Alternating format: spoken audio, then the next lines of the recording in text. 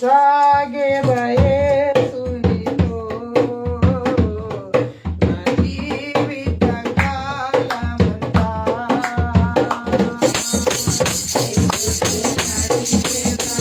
యేసుతో గడిపేదా యేసుతో గడిపేదా యేసుతో గడిపేదా నరమునకే రాజమే ఎదురేదా నరమునకే రాజమే ఎదురేదా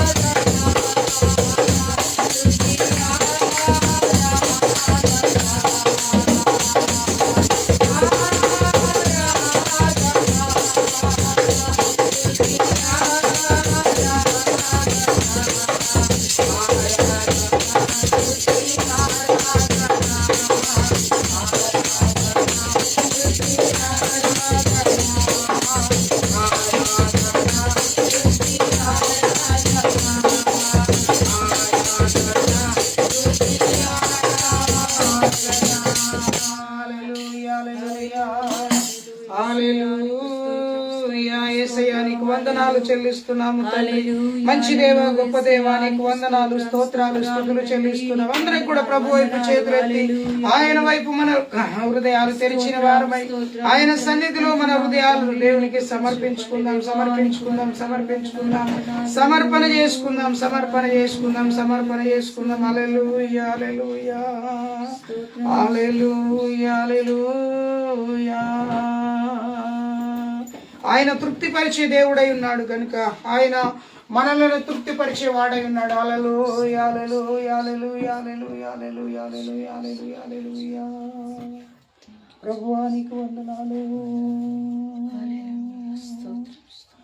హల్లెలూయా. నిత్య ప్రేమతో నన్ను ప్రేమించెన్, నిత్య ప్రేమతో నన్ను ప్రేమించెన్.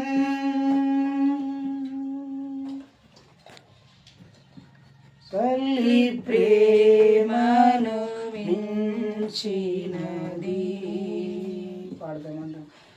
లోక ప్రేమను మించినది, నిత్య ప్రేమతో నన్ను ప్రేమించెన్, నిత్య ప్రేమతో నన్ను ప్రేమించెన్.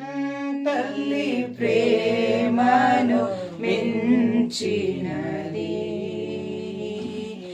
లోక ప్రేమను మించినది.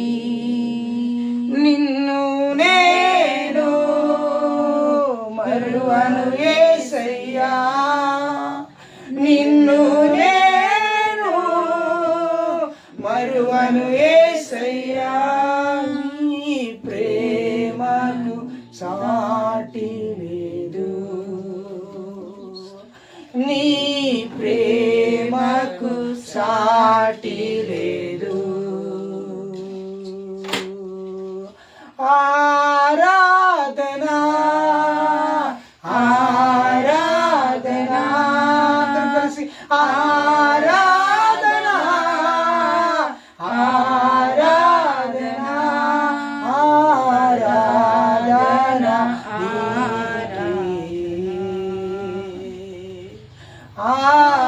ఆరాధనా నీకే.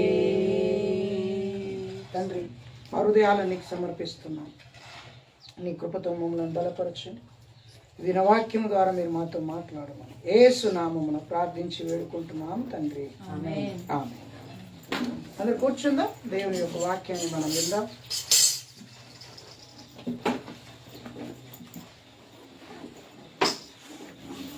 పరిశుద్ధ గ్రంథం నుండి దేవుని యొక్క వాక్యం.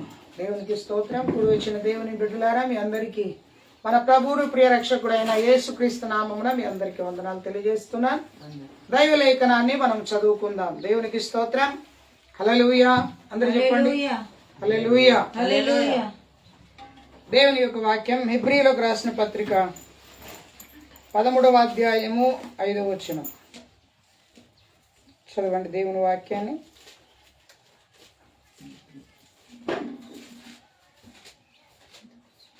హెబ్రీయులకు రాసిన పత్రిక 13వ అధ్యాయము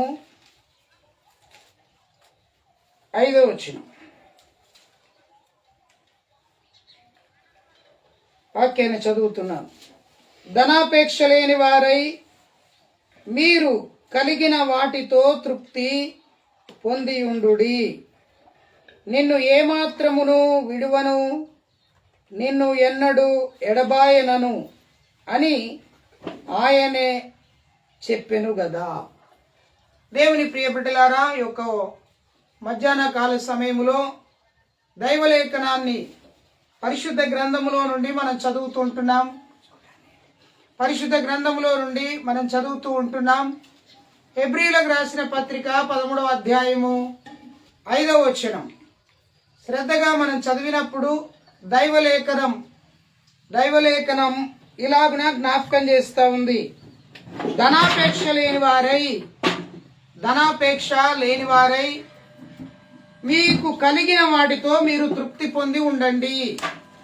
అపోస్తుడైనటువంటి పౌలు గారు దేవుని పిల్లలైనటువంటి పరిశుద్ధులకు, ఎన్నిక చేయబడినటువంటి బిడ్డలకు, సంఘ నాయకులకు, సంఘ పెద్దలకు దేవుడు తనకు కలిగినటువంటి విషయాలను, తాను పొందుకున్నటువంటి విషయాలను సంఘానికి ఆయన పూర్తిగా మాట్లాడుతూ ఉంటున్నాడు. ఈ 13వ అధ్యాయము వివాహానికి జరిగించేటప్పుడు ఈ 13వ అధ్యాయంలో ఉన్నటువంటి కొన్ని మాటలను దైవజనులు చాలా మంది చదువుతూ ఉంటారు. వాస్తవానికి సహోదర ప్రేమను గురించి, ఆతిథ్యాన్ని గురించి, అలాగనే వాక్యంలో చదివితే, దైవలేఖనంలో చదివితే వివాహము గురించి ఇవన్నీ కూడా రాస్తూ ఒక కుటుంబ జీవితములో, ఒక సంఘ జీవితములో, ఒక వ్యక్తి యొక్క వ్యక్తిగత జీవితంలో ఏది కలిగి తృప్తి పొందాలో పౌలు గారు ఇక్కడ తెలియపరుస్తున్నారు. ఏది కలిగి తృప్తి పొందాలి? ధనాపేక్ష లేని వారై మీకు కలిగిన వాటితో మీరు తృప్తి పొందండి. ప్రియమైనటువంటి దేవుని బిడ్డలారా, మన దేవుడు తృప్తి కలిగించేటువంటి దేవుడు, తృప్తిని అనుగ్రహించేటువంటి గొప్ప దేవుడు. చాలాసార్లు మనుష్యుడి జీవితంలో అన్నీ కలిగి ఉన్న తృప్తి ఉండదు. అన్నీ కలిగి ఉన్న తృప్తి ఉండదు. తృప్తి లేని జీవితం మనుష్యుడి లోకములో జీవిస్తూ ఉంటున్నాడు. మరి మనుష్యుడు తృప్తి కలిగి జీవించాలి. మనుష్యుడు తనకు కలిగిన వాటితో తృప్తితో బ్రతకాలి అని అంటే గనక ఆ మనుష్యుడికి దేవుడు ఇచ్చినటువంటి విధానాన్ని గుర్తించుకోవాలి. పరిశుద్ధ గ్రంథంలో మీరు ప్రభు యొక్క వాక్యమును ధ్యానిస్తున్నప్పుడు, యేసు ప్రభు లోకములో ఉన్నప్పుడు తన శిష్యులకు ఒక ధనవంతుని గురించినటువంటి ఉపమానాన్ని వారికి తెలియపరిచాడు. మీరు లూకా సువార్త 12వ అధ్యాయంలో చదివితే అక్కడ ఒక ధనవంతుడు, 19వ వచనంలో చదివితే అక్కడ ఒక ధనవంతుడు మనకు కనబడతా ఉంటాడు. ఇక్కడ ఒక ధనవంతుడు కనబడతా ఉంటాడు. ఆ ధనవంతుడికి ఉన్నటువంటి పరిస్థితి ఎలాంటిది అని అంటే, ఆ ధనవంతుడు చక్కని సంపద కలిగినటువంటి వ్యక్తి. ఒక కాలమున మంచి విస్తారమైన పంటను వేస్తే సమృద్ధి అయినటువంటి పంటను ఆయన కోశాడు. తన పంట పొలములో సమృద్ధి అయినటువంటి పంట పొలములు ఆయన కోసి ఏం చేశాడో తెలుసా? పంటను సమకూర్చుకోవడానికి ఆయన చక్కని ఒక స్థలాన్ని ఏర్పాటు చేసుకొని, ఆ పంటను సమకూర్చుకొని, ఆ స్థలాన్ని ఏర్పాటు చేసుకొని, ఆ స్థలములో పంటను తీసుకొని వచ్చి అందులో ఉంచాలని అనుకొని నేను ఎలా చేయాలి, ఏం చేయాలని తలస్తూ వచ్చినటువంటి ఆ పంటను గురించినటువంటి ఒక ఆలోచన కలిగి ఆ పంటకు సంబంధించినటువంటి ధాన్యమును కొన్ని కొట్లలో నింపి ఆ కొట్లలో సమకూర్చి పెట్టాలి. ఆ కొట్లు చిన్నవిగా ఉంటే వాటిని తీసి పెద్దదిగా చేసి గొప్ప వాటిని కట్టి దానిలో ఈ ధాన్యమంతటిని సమకూర్చి పెట్టుకొని ఉండాలి అనేటువంటి ఒక ఆ ధనవంతుడి యొక్క మనస్సులో ఉన్నటువంటి ఆలోచన. తనకు కలిగినటువంటి దానికంటే, తనకు కలిగినటువంటి దానితో తాను తృప్తి పొందలేకపోయాడు. విస్తారంగా విత్తనాలు వేశాడు, సమృద్ధి అయిన పంటను కోశాడు. విస్తారమైన విత్తనాలు వేసి సమృద్ధి అయిన పంటను కోసి చేసిన విషయం ఏందో తెలుసండి? ఆ కొట్లను విప్పి గొప్ప కొట్లను కట్టించి, గొప్ప వాటిని కట్టించి ధాన్యాన్ని సమకూర్చి తనలో తాను ఇలాగ ఆలోచించుకుంటూ మాట్లాడుతున్నటువంటి సందర్భం యేసు ప్రభుల వారు తన శిష్యులతో చెప్తున్నాడు.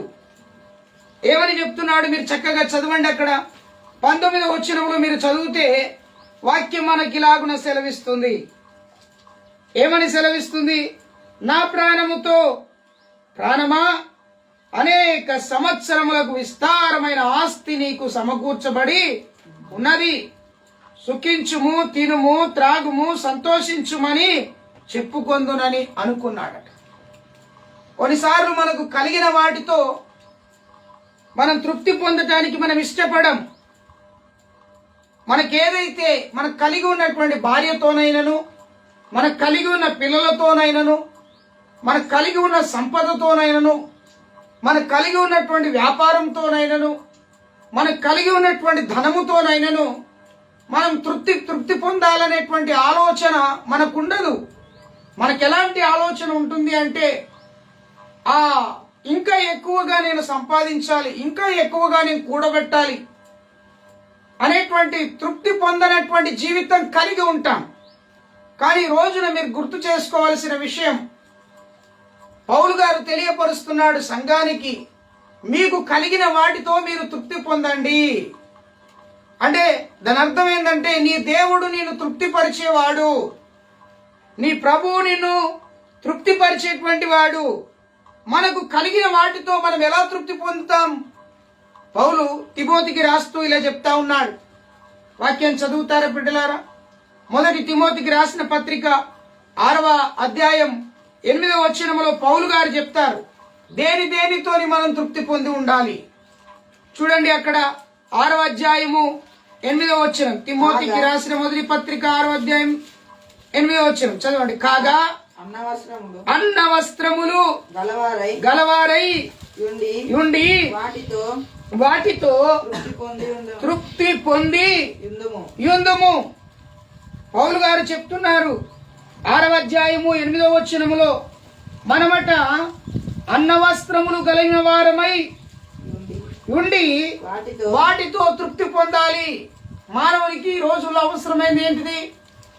కడుపు నిండా ఆహారము, శరీరాన్ని కప్పుకునే వస్త్రం, ఉండటానికి కావలసినటువంటి గృహం. ఈ 3 చాలా ప్రాముఖ్యమైనవి. ఈ 3టిలో ఏది లేకపోయినా కష్టమే. చాలా మంది ఈ రోజుల్లో పనిచేసేటువంటి వ్యక్తులు ఏమంటారంటే, దేని కొరకు నువ్వు పనిచేస్తున్నావంటే, ఈ పొట్ట కొరకు, ఈ కడుపు కొరకు, ఈ ఆకలి కొరకు నేను పనిచేస్తున్నాను. దేని కొరకు నువ్వు వ్యాపారం చేస్తున్నావు? దీని కొరకే. నిజమే, వాక్యం కూడా అదే చెప్తున్నది. పౌలు గారు తిమోతికి చెప్తున్నారు. తిమోతి ఎవరో తెలుసా? పౌలు గారికి నమ్మకమైనటువంటి ఆత్మీయ కుమారుడు, శిష్యుడు. పౌలు గారి ద్వారా రక్షింపబడినటువంటి మంచి యవన ప్రాయము కలిగినటువంటి శిష్యుడు. దేవుడి పరిచర్య చేయాలనేటువంటి తపన, ఆశ కలిగినటువంటి ఒక గొప్ప ప్రార్థన పరుడైనటువంటి తిమోతికి పౌలు గారు చెప్తున్నటువంటి విషయం, నువ్వు పరిచర్యకు వెళ్తున్నావు, నువ్వు సేవకు వెళ్తున్నావు, నువ్వు ప్రజలను క్రీస్తు యొద్దకు నడిపించడానికి వెళ్తున్నావు. చూడు తిమోతి, నువ్వు కలిగి ఉన్నటువంటి అన్న వస్త్రములతో నీవు తృప్తి పొంది ఉండటం నువ్వు నేర్చుకో. అన్న వస్త్రములతో తృప్తి పొందటం. ఈ రోజుల్లో కొంతమందికి ఎంత తిన్నా అగడిమల్లోళ్ళ లెక్కలు ఉంటారు. అంటే అగడిమల్లోళ్ళు అంటే తిండిపోతుల కంటే ఎక్కువ అపా ఉంటారు. మనకు కలిగిన దాంతో తృప్తి పొందాలా. కొన్నిసార్లు నీ ఇంట్లో మటన్ ఉండవచ్చు, కొన్నిసార్లు చికెన్ ఉండవచ్చు, కొన్నిసార్లు నీకు కొన్నిసార్లు నీకు కారముతో తినవచ్చు. కానీ దానితో నువ్వేం కావాలి తెలుసా? తృప్తి పడాలి. వేరే గృహానికి వెళ్ళి, వేరే వ్యక్తుల దగ్గరికి వెళ్ళి అడగవలసిన అవసరం లేదు. నీకు తెలుసా, నీ దేవుడు నమ్మకస్తుడు గనుక ఒక రోజున నీకు శ్రేష్టమైన భోజనాన్ని కూడా ఇవ్వగలడు. శ్రేష్టమైన భోజనాన్ని కూడా ప్రభువు నీకు అనుగ్రహించగలడు. మీరు బైబిల్లో చదివితే యోసేపును అన్నదమ్ములు వెలివేశారు, అన్నదమ్ములు బావిలో పారేశారు, బావిలో నుండి తీసి వర్తకులకు అమ్మేశారు, డబ్బులు సంపాదించుకున్నారు. తమ్ముడిని అమ్మేసి డబ్బులు సంపాదించుకున్నారు. కానీ ఒక రోజున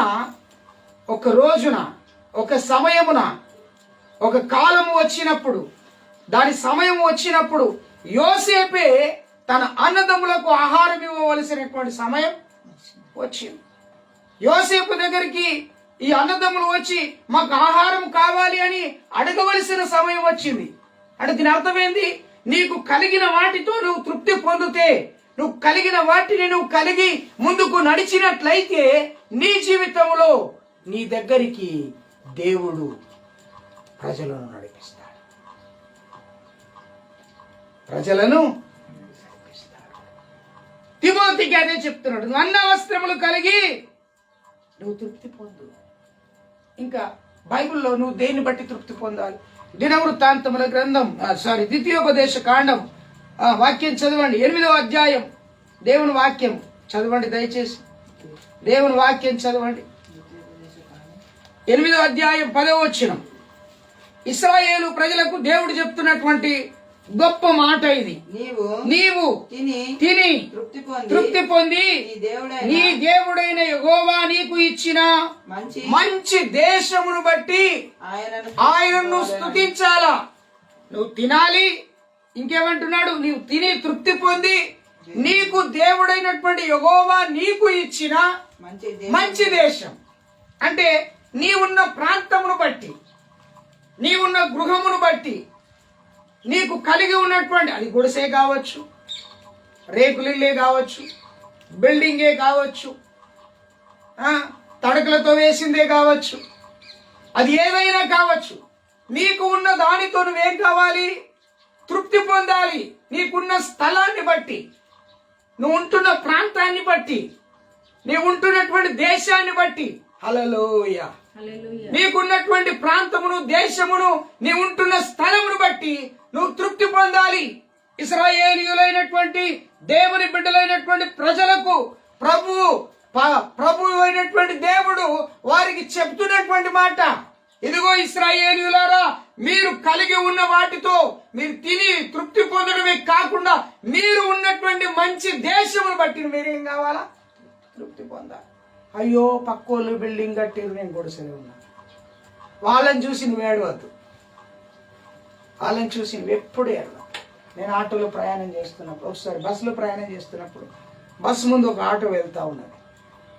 ఆటో వెనకాల ఇలా రాయబడి ఉన్నది. ఏమని అంటే తెలుసా? నన్ను చూచి ఏడవకు.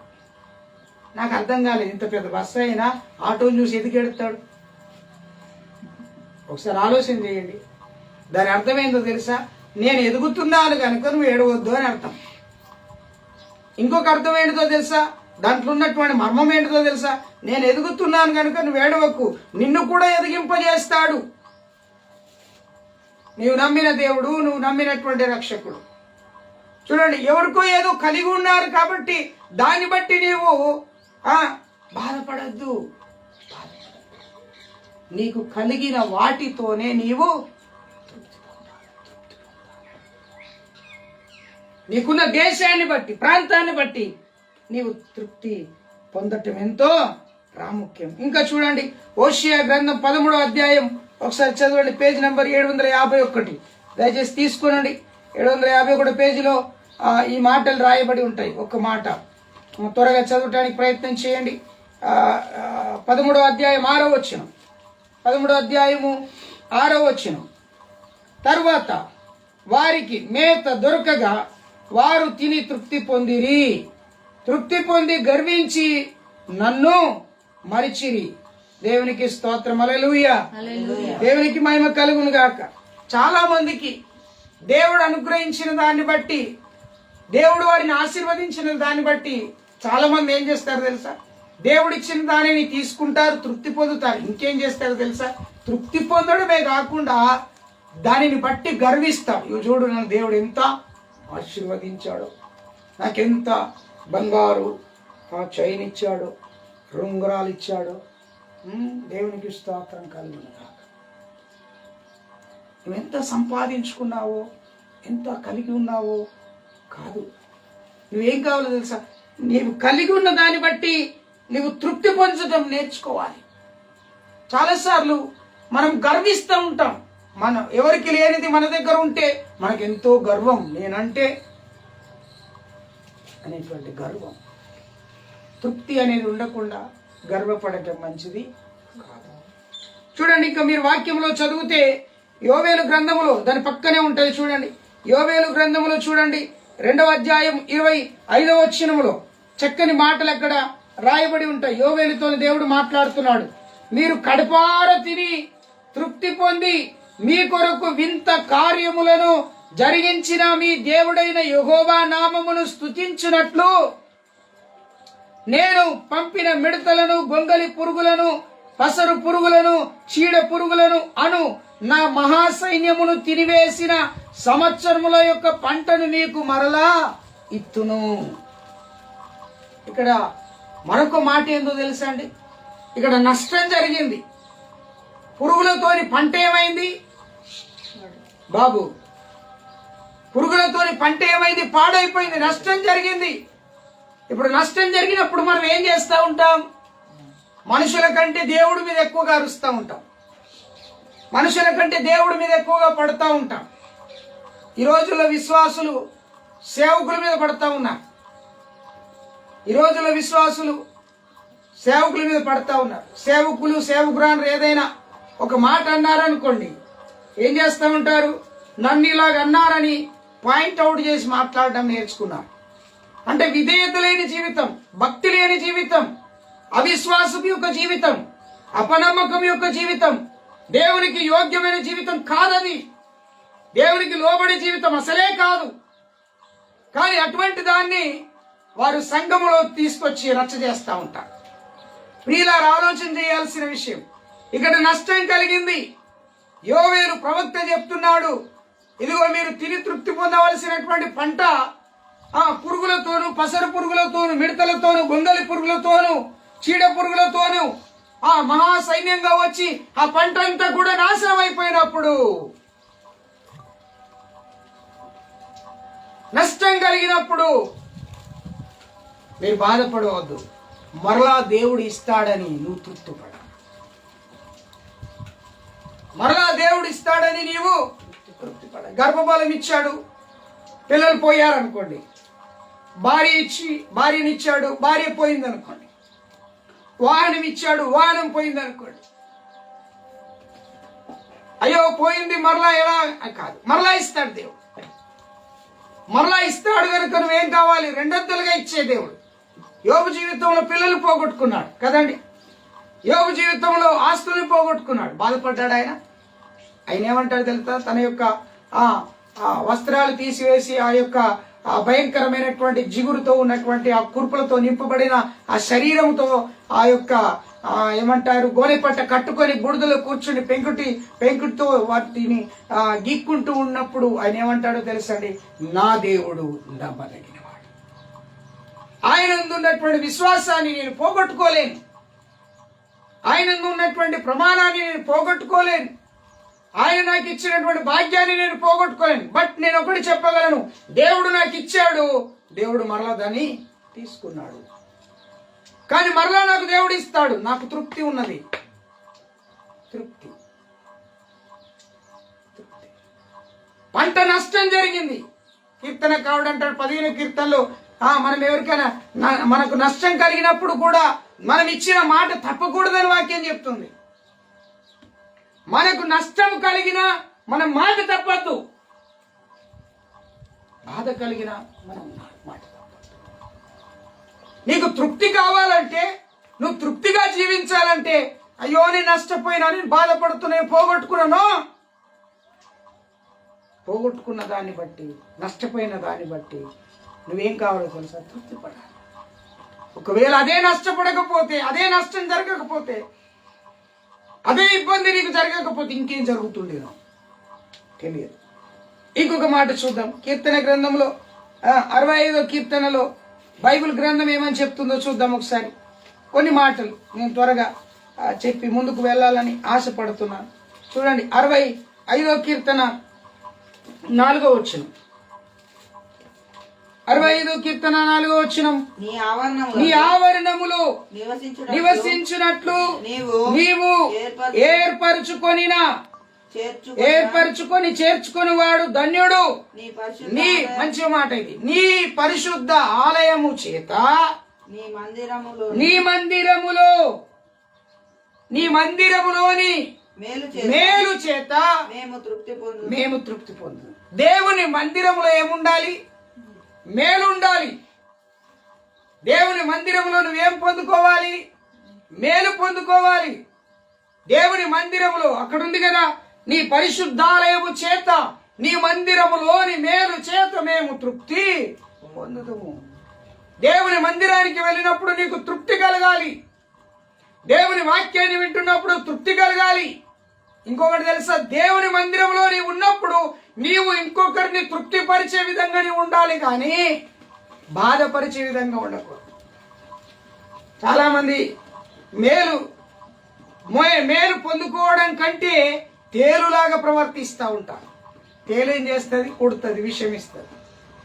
అంటే విషపూరితమైన మనస్సు, విషపూరితమైన ఆలోచనలు, విషపూరితమైనటువంటి తలంపులు, ఉద్దేశాలు కలిగి సంఘానికి వచ్చి సంఘంలో ఉన్న విశ్వాసుల యొక్క హృదయాలను బాధపరుస్తూ, సేవకులను బాధపరుస్తూ ఏం చేస్తూ ఉంటారో తెలుసా? నేను అనేటువంటి గొప్పతనాన్ని బయట చాటుకుంటారు.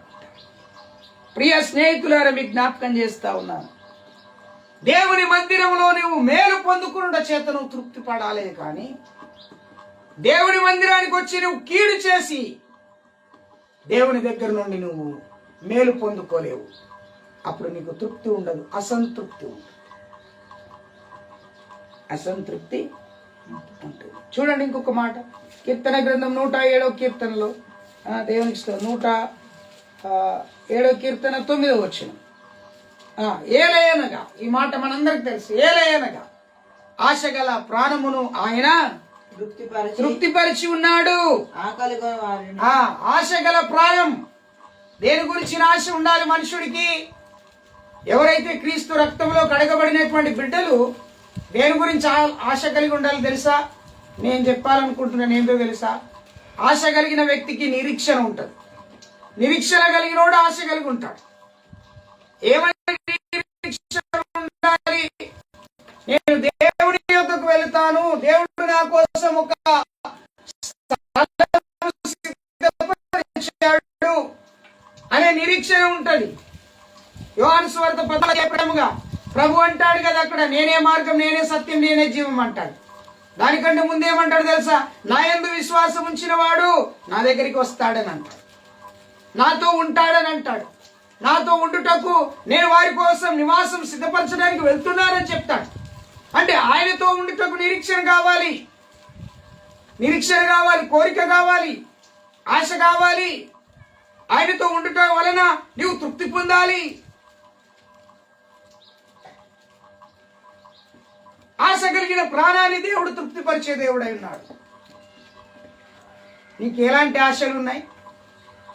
కారు కొనాలని ఆశ, మంచి మొబైల్ కొనాలని ఆశ, ఏమండి మంచి బట్టలు కొనుక్కోవాలని ఆశ, బంగారు నగలు కొనుక్కోవాలని ఆశ. దేవుని మందిరంలో నా తరపున ఒక వస్తువు ఉండాలని ఆశ ఉన్నదా నీకు? అది ఉండదు. నీకేం ఆశ ఉంటుంది అంటే ఇవే లోక సంబంధమైన ఆశ. జాగ్రత్తగా వినాలి. లైవ్లో ఎవరైనా సరే వాక్యం వింటున్నవాడు, నీ వెళుతున్న మందిరం ఏదైనా కావచ్చు, చిన్నది కావచ్చు, పెద్దది కావచ్చు, ఏదైనా కావచ్చు.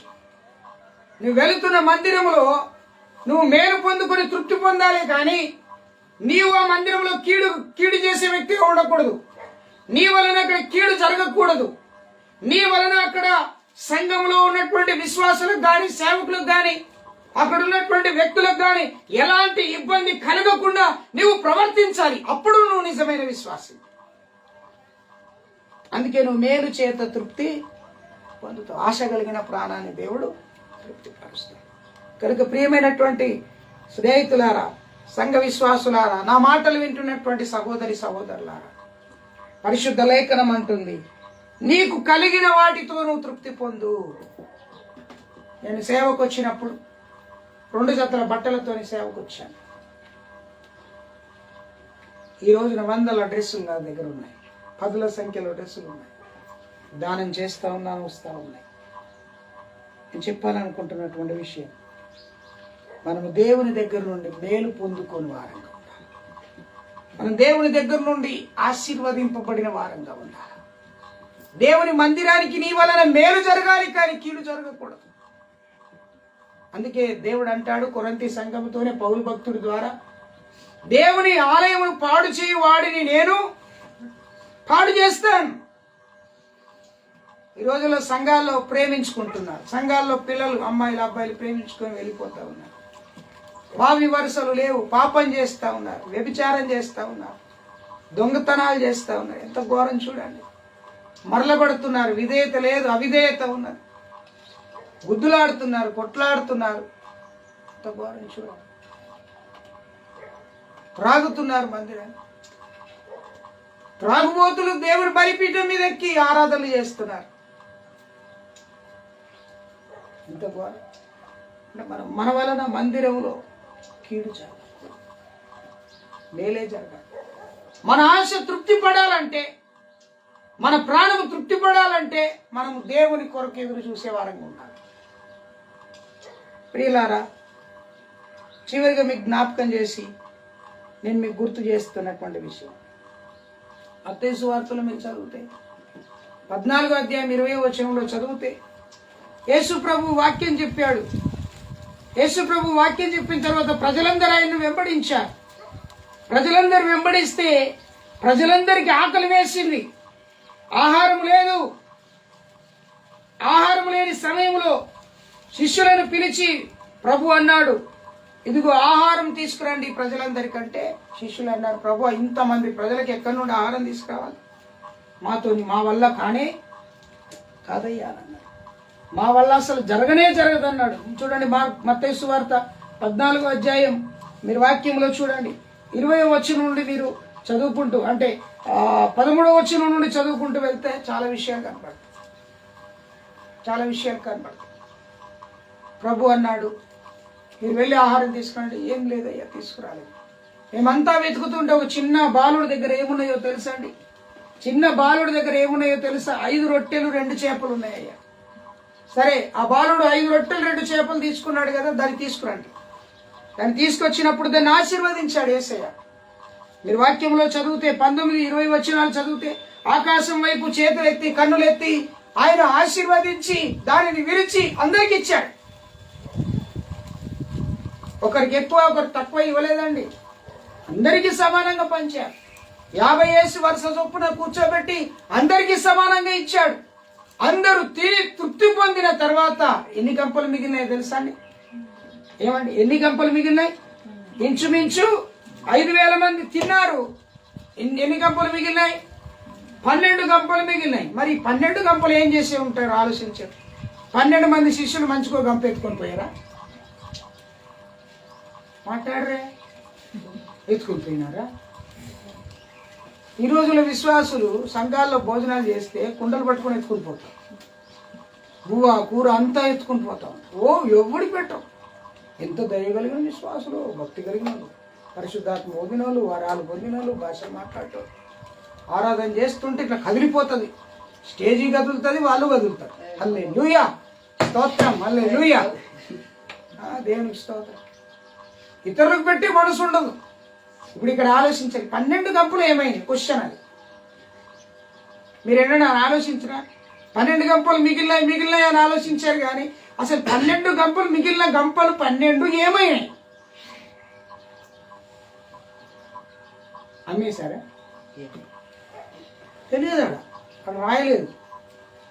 భక్తుడు మత్తయి భక్తుడు రాయలేదు, అక్కడ శిష్యుడు రాయలేదు. నేనేం ఆలోచిస్తున్నానంటే ఆ 12 గంపలు దాన్ని మిగిలించడానికి గల కారణం ఏంది అని అంటే ఇతరులకు అందించడం.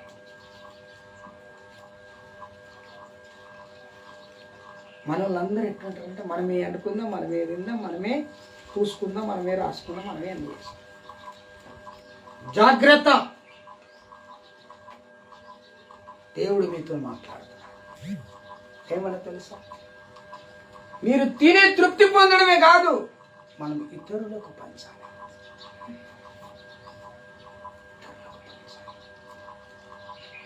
నాకు ఒక కోరిక ఉన్నది తెలుసా? క్రిస్మస్ 5,000 మందికి భోజనం పెట్టాలి. ప్రతి క్రిస్మస్కు 5,000 మందికి భోజనం పెట్టాలి. సాధ్యమవుతుందా? అవుతుంది. విశ్వాసం ఉంటే సాధ్యమే కాదు. శిష్యులకు విశ్వాసం లేదు. శిష్యుడు తీసుకొచ్చినటువంటి బాలుడు తీసుకొచ్చినటువంటి 5 రొట్టెలు 2 చేపలకు ప్రభువుని గురించి వీరు ఏమనుకున్నారు తెలుసా అండి? యేసు ప్రభు ఎన్నడు చేస్తాడే బాబు, ఇదంతా డ్రామా డమాల్ అని అనుకున్నారు.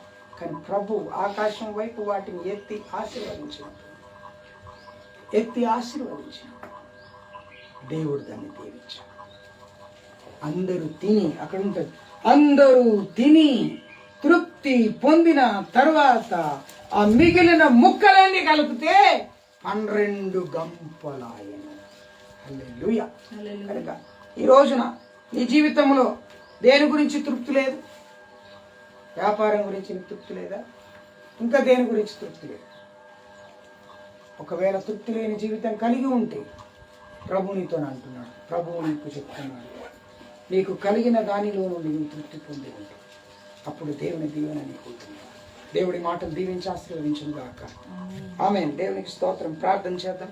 పరిశుద్ధుడా, ప్రేమ కలిగిన మా తండ్రి, కృప కలిగినటువంటి మా యేసయ్య, నీ సన్నిధిలో ప్రార్థిస్తున్నాం.